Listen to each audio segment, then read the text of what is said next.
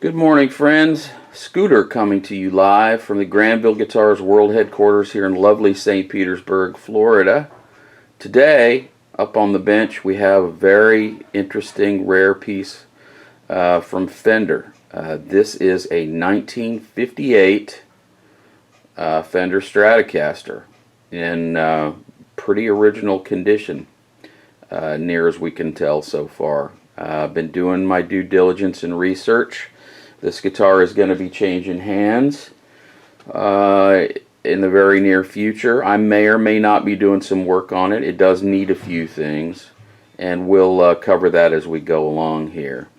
The first thing we notice, this video is mainly as a document of how the guitar is today, and also, honestly, for my own personal reference someday when I come face to face with other items like this and want to think back to, gee, what went on with that guitar? Well, here we go. So, first thing we notice, this is a 1958. I may have said 59 earlier. This is a 1958 Fender Stratocaster. As you can see very clearly, this is a three-tone sunburst. Let's zoom in on that thing, see how clean we can get the shots. Quite a bit of checking. But the finish is intact and it's still down very nicely. It's not flaking off or anything. It's very heavily checked and heavily marked up, but it's gorgeous for its age. The way these finishes were done in terms of the color, the bodies were dyed yellow and the outline bands were sprayed. So you would do yellow first, then they would do a red band, which is the red you see here, and then a very, very dark brown around the outside. Previous to late 1958, this would have been a two-tone sunburst with yellow in the middle and a black on the outside. This is in the very earliest period of that three-tone sunburst. This guitar dates to somewhere around November of 1958. There's the bridge, as we can see. One thing I have questions about where the bridge is concerned, it has Allen screws for the height adjusters. I think those were proper by this period. I'm not sure. Some of them look cleaner than others and may have been replaced. Possibly all of them were replaced at some point. I don't remember them being slotted head in this period, and I don't remember that off the top of my head. Pickups are original, pots are original. Knobs may have been replaced at some point. I got to do a little more research on that. Vibrato arm appears to be original. Pickguard is in pretty good shape. It has one fairly large crack that you can see up there on the opposite side of the switch. Before I start taking this thing apart a bit and showing you what's going on, let's look at some of the other features here. I'm going to flip the body over here so you can see. Now, obviously, since neck plates can be removed, neck plate dates are not all that decisive or indicative. However, this particular one, the serial number on this, focus for me, there you go, come on, is 30782. And if we grab Monsieur Dessois' guitar identification book, there it is, I use it all the time. We're going to look at the table on page 4. He has a listing of original Fender serial numbers and confirmed guitars that those serial number plates were on. And if we look down at 1958, we can see, where did I see that? 307, where was that? Yeah, here's an October of 58. See if I can get it into, there we go. October 58. Oh, we're looking at my thumb. It needs to be over here. Sorry, I'm trying to zoom in on this. Let's see here. There it is. October 58, 30108. That's a Stratocaster. And that's been confirmed as that serial number on the plate belonging to that Stratocaster used in October of 58, 30108. This one's 30782. Obviously, they're not consecutive Fender serial numbers because they were just grabbing plates out of a bin and throwing them on. But the groupings are going to be similar. So I think we can safely say that that's a 1958 plate, and it's probably original to the guitar. As we go around, as we go down a little bit further, we can see, you know, some heavy body damage in the places that you would expect it to be on a guitar that got used a lot. This guitar was clearly played a lot and loved, and somebody had a lot of fun with it. A lot of wear and tear to the back of the neck. Let's see if I can zoom in. There we go. Finish checking, etc. You know, it's not real bad, but it is checked somewhat. Now, let's look down here at the headstock a little bit. I'm going to flip it over and look at the front of the headstock first. One thing we can definitely see, I'm going to get up in here a little closer, provided it can focus. One thing we can definitely see is that these frets are done. They're absolutely hashed. Whoever owned this guitar played it a lot, loved it, and made a lot of music with it. It's got appropriate wear in the right places. All that is vintage, so the guitar does need new frets, and it will have to be refretted very carefully. We can see that the dots are Bakelite, which would be appropriate to the time. Coming on in focus. One of these days I'm going to have to read my owner's manual about the autofocus on this thing, because I'm not doing it right. Anyway, yeah, we got Bakelite position markers on the face, as you would expect. The nut may be original. I'm really kind of hard pressed to decide whether it is or not. It does have a bit of lacquer on its side edges, but I'm of the opinion that at some point in this guitar's life, this neck was oversprayed, and I'll show you why here in a minute. There's a chip out of the heel of the neck that has lacquer in it. It's not real, you know, it doesn't affect the structural integrity of the thing, but it's there, and that can aid in guessing at some of the history. Now, if we, I'll tell you what, let me flip this thing around so we can actually view the headstock with the fender facing up. Alright, there we go. We see that this is the appropriate spaghetti logo of the time, gold with a black outline. The remainder of the decal is, you know, seen some damage. I think it may have seen a little bit of extra humidity or something to the top of its headstock. There's a little bit of staining here. Then there's some on the back of the headstock as well, right up in this area here. But the decal is correct. It is on top of the clear coat, as we would expect. Butterfly clip in this era. That's correct and original. And let's see, scan more down towards the rest of the neck here, and you can see the frets are worn out, you know, almost all the way down. There's a few spots where the frets are worn down even with the fretboard. Now, as to the pickups, two of these pickups are actually non-functioning. The middle pickup is measuring open, no measurement, no sound. The neck pickup is measuring about 128K and makes sound, but not a very pleasant sound. And the bridge pickup still works just fine. It's given me about 6.2K, which is what you would expect from a pickup of that era. So yeah, let's pop off the neck, and I'm going to pop off the D tuner and show you the tooling mark there. Alright, we're looking at the tooling mark here, and again, these comments of mine are designed to help you identify a vintage piece. We can see that It's got some staining right here. Oh, I need to get back in frame. It's got some staining right here underneath the high E string tuner, but everything's solid. I don't think it's dry rot or anything. I think it's just stained slightly from something. But if we look here, if we've unscrewed the D tuner, and I'm not going to pull it all the way out because it doesn't want to come out, and I'm not going to force it. If we look behind the D string tuner, you can see this tooling mark right there. Okay, that's not necessary for the tuners. It's an additional tooling mark, and it's threaded. So a screw was in that hole there.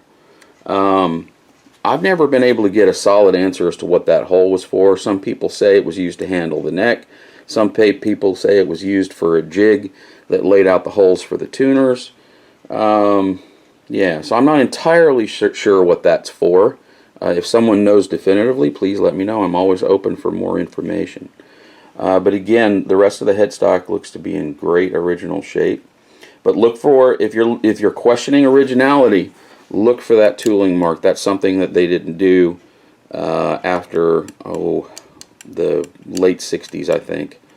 By the time CBS came into the picture, I think they had changed things with the larger headstock and such, and that was done away with for whatever reason. You don't see them after that time.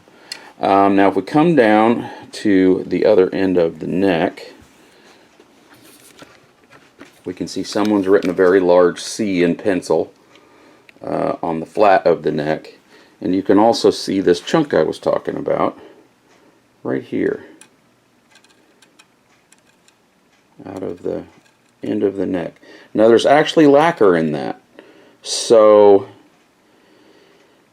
it's sort of confusing as to why that would be that way. If this, obviously it was, the lacquer was sprayed after the chip. Was the Fender QC so lax that it just let this go through, thinking no one would take it apart ever? Maybe, I don't know. But it's clearly an original Fender neck. No fretboard, as you'll notice. One-piece neck with frets driven into the top of the neck, actually driven in from the side. They were not inserted in this direction. Fender frets of this era were inserted sideways into the neck. And if we look down here on the heel, this era you don't generally see initials like the famous TG, which is Tadeo Gomez. You'll typically just see a date mark, and this one says it's either 11 or 1258. I think it's 11 and it's been smeared, but it's certainly late 1958. Truss rod nut is very clean. I did remove it, and I cleaned the threads and lubricated it just slightly, and it's now back at its what I call ready position. It's just barely snug. It's holding the rod in place. It's not enforcing its will on the truss rod at this point, because this guitar is going to have to get frets before it can be truly playable. It's not really in collector's condition, but it might be, depending on the collector, who's realistic about, you know, the condition of what's essentially a fairly rare transitional guitar in the history of Fender. They didn't, you know, with the features this guitar has, they moved on fairly quickly. By, you know, a year or so later, you know, you get into 59, you start seeing the rosewood boards. So this is a really nice example of the guitar. The neck is very, very straight. When I first took it off the guitar, there was some tension on the truss rod and it was slightly backbowed, but at the ready position, it's pretty much dead flat. So it's in good shape and ready to be played. It wants to be played, I think. So, all right, that was the neck. And once again, there's another shot of the headstock from this angle. I'm trying to rotate it and trying to get decent angles here so that you can get a feel for it. Hopefully the camera is picking up everything that I'm actually seeing. You know, it's been loved over its life. It was used. It came in without a case, and who knows how long it was out of its case. So, yeah, there it is. Let's open up the body and have a look inside. Alright, here we go inside the body.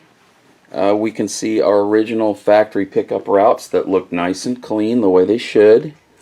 They're nice and sharp around the edges. We have the finger route down here that was added to allow wiring to be fished or to live underneath there. This big wad of wiring that's, well, I'm going to have to change my angle. That was added. This finger route was to allow this bundle of wires from the pickups to clear.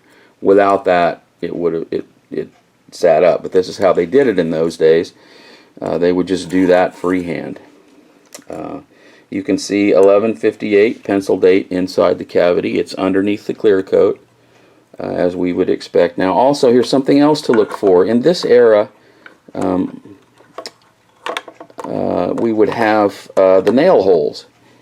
And the nail holes, there are 3 of them on this body. There's one right here.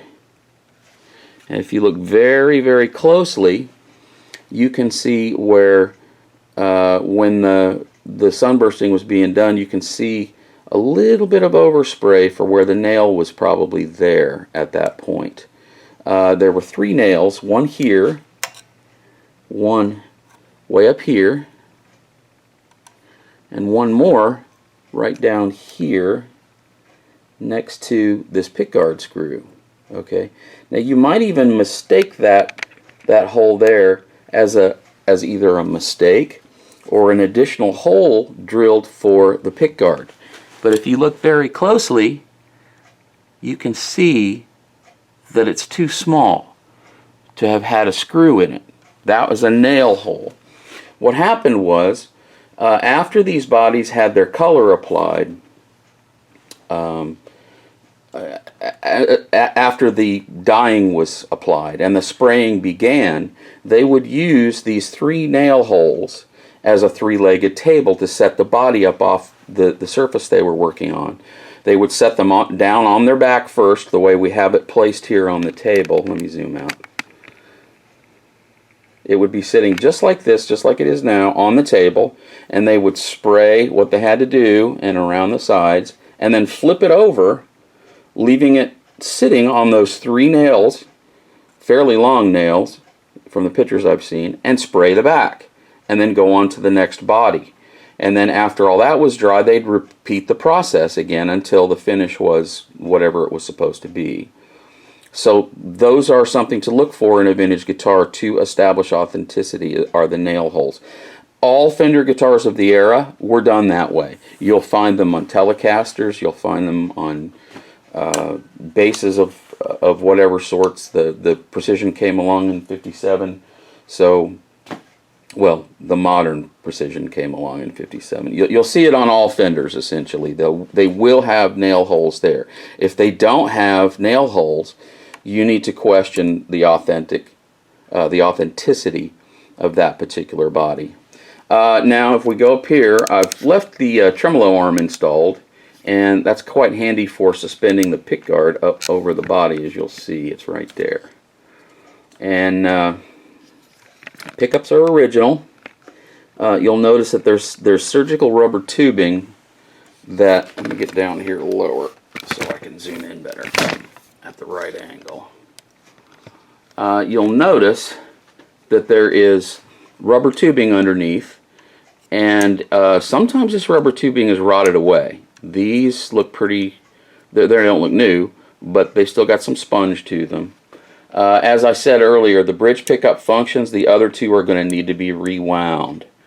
The way you do that is you actually disconnect the pickup solder joints here and here, and you'd have to strip off the old coil wire and rewind those. If I end up doing the work on this guitar, I'm going to rewind both of those pickups to their correct specifications for the era, and using the correct wire, etc. Typically, I will almost always use a poly-coated wire for winding, but this would have used these pickups would have used enamel-coated wire in that era. So I'm going to use what was used to restore those pickups if I do the work. Like I said before, this guitar is preparing to change hands, and the new owner might opt not to do the work and just move it along, you know, and have someone else worry about that. So this guitar is in a transitional ownership phase, let's call it. All the wiring is original to the time. The code on the switch checks out. I'm going to swing this thing around and let you see a potentiometer code. Everything looks nice and clean. We have the metal shield underneath the potentiometers. We have the correct capacitor of the era. There's a number that have been used over the years in Fender guitars, but this is one that you will see very commonly. Let's see if I can zoom in there a little further. Solder joints look nice and clean.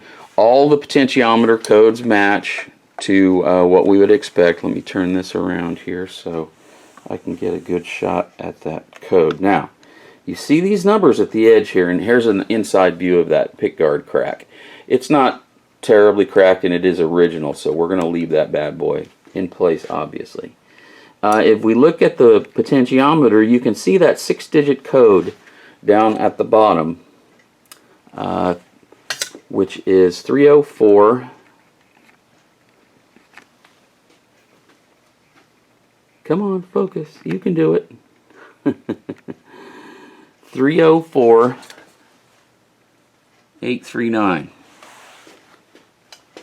Okay, and they all have the same code. 304 is the manufacturer's code. In this case, a company called Stackpole, which Fender got all their potentiometers from at this particular time. The 8 is going to be 58. We understand this to be a 58 guitar, so that's going to back that up. It could be 48, but not likely that these pots are 10 years older than the guitar. These are likely 58 pots. They were going through a ton of pots at that point. And the 3.9 is the week of that year.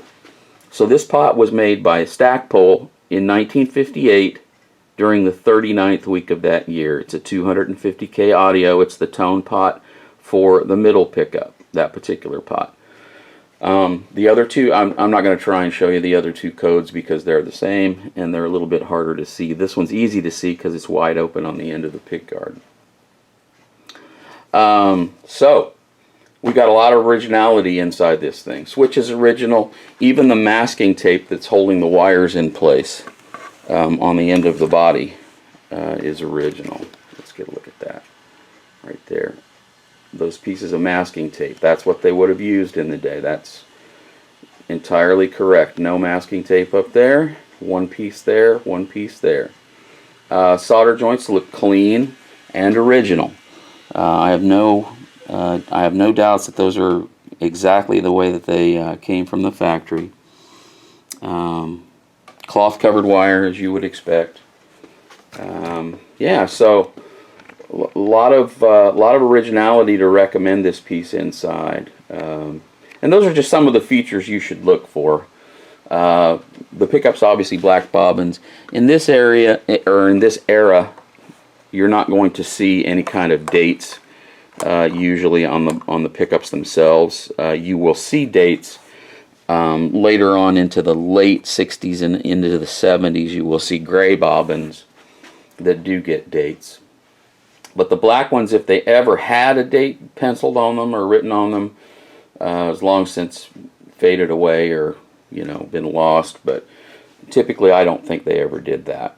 They were just winding coils to the same specifications. There was no reverse wind or reverse polarity. It was a 3-way switch, not a 5-way, which is what this guitar has. And so, yeah, nothing really designate those. I have had the neck pickup out of the guitar. Everything looks fine in there. It just doesn't work, so it's going to have to be rewound. Well, that's kind of it for the guts of this thing. And that kind of covers everything I wanted to point out. There's a lot of originality here. It's very exciting to see it. I always like seeing historic pieces come into the shop for work or inspections or whatnot. You know, it's a little window into another age, another era another time how things were done. And it's remarkable to me to note how the design of the Stratocaster has changed so little. It's just such an impressive piece of industrial design, the Strat. And the telly and the basses too. They've just changed remarkably little over the years. It's a testimony to getting it right. So many things in industrial design work change, seemingly annually, but the Strat remains the same. So let's see, that's about all I've got to chat about on this bad boy for today. The 1958 Fender Stratocaster. Oh, it's not quite it. I want to show off the string claw and the bridge block in the back. Hang on one second. Okay, here we are around back. I'm looking at the 58 Stratocaster. As we can see here, there's some marks I want to point out. You see these little hatchet marks right along here, and how they there's another line of them that's really hard to photograph down along this area here. What happened there is that someone had a coiled cord, one of those curly old-fashioned cords from the 60s, either inside a bag or a case, or this guitar had rested on that for a long time, and it's left these little marks with the rubber resting against that. So there's the plate. And we'll get a look inside the back here. All 5 springs are present. Claw looks correct. It's got a suitable amount of corrosion on it of the era. It's got this chalky, dusty kind of corrosion on it. Black cloth covered wire. We've got a painted steel block. As you would expect, the paint is flaking off some, but everything looks legit in here to me. This is how it should look for a 58. You'll notice that the string holes for the ball ends are quite shallow as compared to later blocks. They made those holes quite a bit deeper. Just as a comparator, I'll show you. This is a trem block from an Eric Clapton Strat, and they're not quite as shallow as these, but they're more shallow than most modern production guitars. This is what Fender would use for vintage accuracy. But anyways, you can see that those holding holes are a little bit shallow. But anyway, it's just a gorgeous old girl. It's lived its life hard. Whoever has owned it all these years, played it hard, and loved it or hated it. I'm not sure. I'm never sure if it's love or hate, but there you go. It's beautiful color still. Sunburst is still, it's not ultra vibrant. It's not like lipstick on a pig or anything, but it is beautifully vibrant color still in the finish. But yeah, it looks to me like we got all the legitimate factors we would expect to see in a guitar of this age from 1958. So once again, as I said, this guitar is not available. Do not contact me trying to buy it, because it's not available. It's going to be changing hands very soon. It's transitionally in my shop for evaluation, and possibly to have the work done. Remains to be seen what the new owner might do with it. But it does need frets, and it does need 2 pickups repaired, so that's going to have to happen at some point. That's all I got for today on this little jewel. If you have any questions about anything we do here at Granville Guitar, seek us out on the web at granvilleguitars.com. Also, you can find us on Facebook and Instagram, and my blog, A View from the Granville Bench, over at WordPress. That's all I know for today. Enjoy your day.